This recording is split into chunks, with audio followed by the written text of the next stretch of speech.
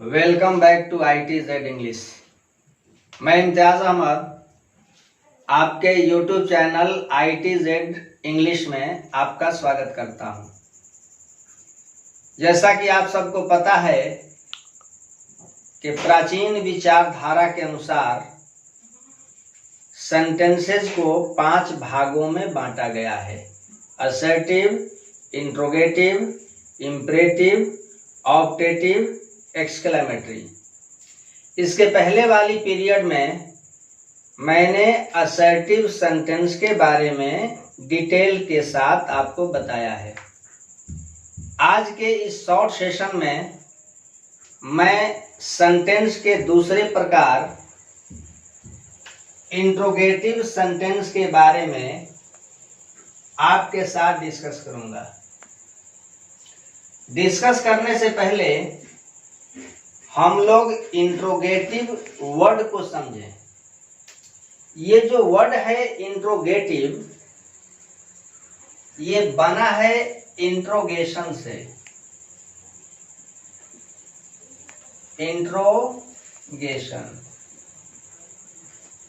Interrogation ये एक abstract noun है।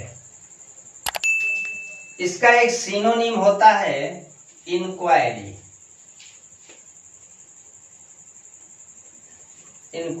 या कन्वर्सेशन।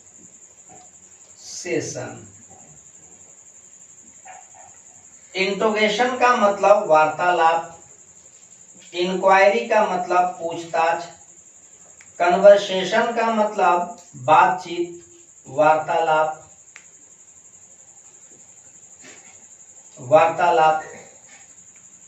तो वार्तालाप कब होगी, बातचीत कब शुरू होगी?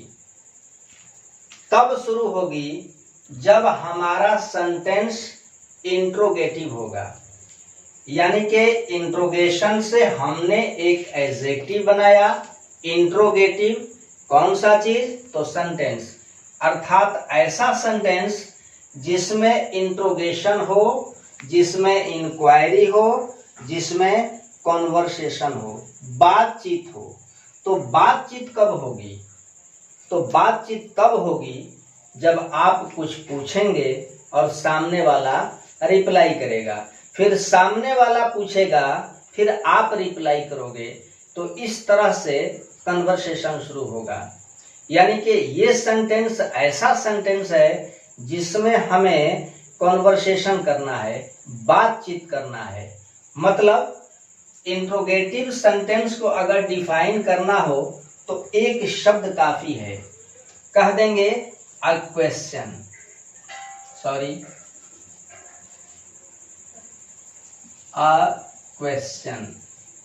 एक प्रश्न। या फिर कहेंगे a sentence in which something is asked.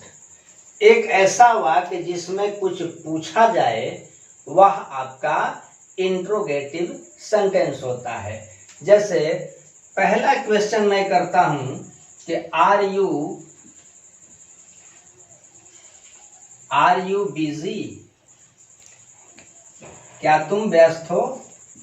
फिर पूछ लिया do you read a novel?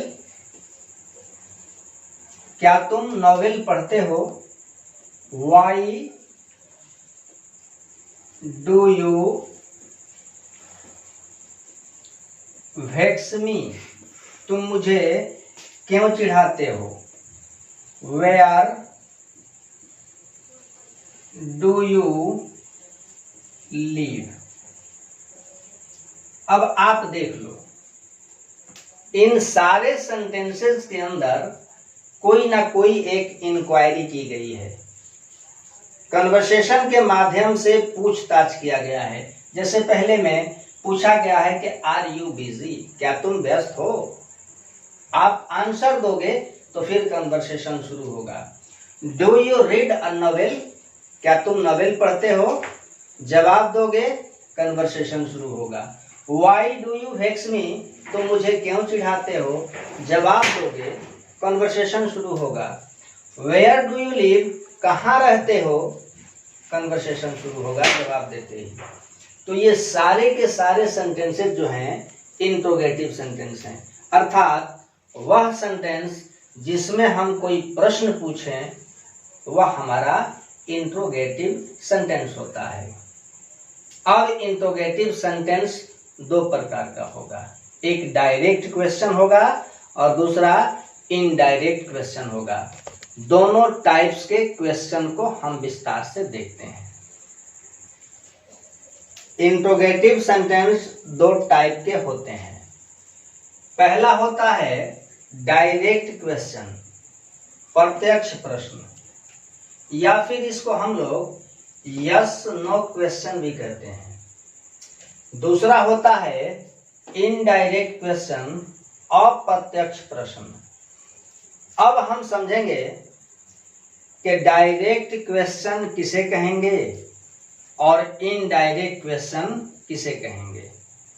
तो याद रखो कि जिस प्रश्न का उत्तर यस या नो में दिया जा सके वह हमारा डायरेक्ट क्वेश्चन होता है, यानी कि जिस प्रश्न का उत्तर हाँ या नहीं में दिया जा सके वह आपका डायरेक्ट क्वेश्चन होगा। इसका स्ट्रक्चर कैसे होगा? तो सबसे पहले आएगी एक्सिलरी वर्ब, फिर सब्जेक्ट, अदर वर्ड्स, फिर क्वेश्चन मार्क। एग्जाम्पल देखो आप, एज फॉर एग्जाम्पल, आर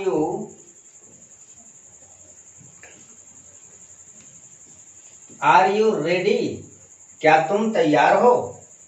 आप चाहो तो यस कह के आंसर दो, चाहो तो नो कह के आंसर दो।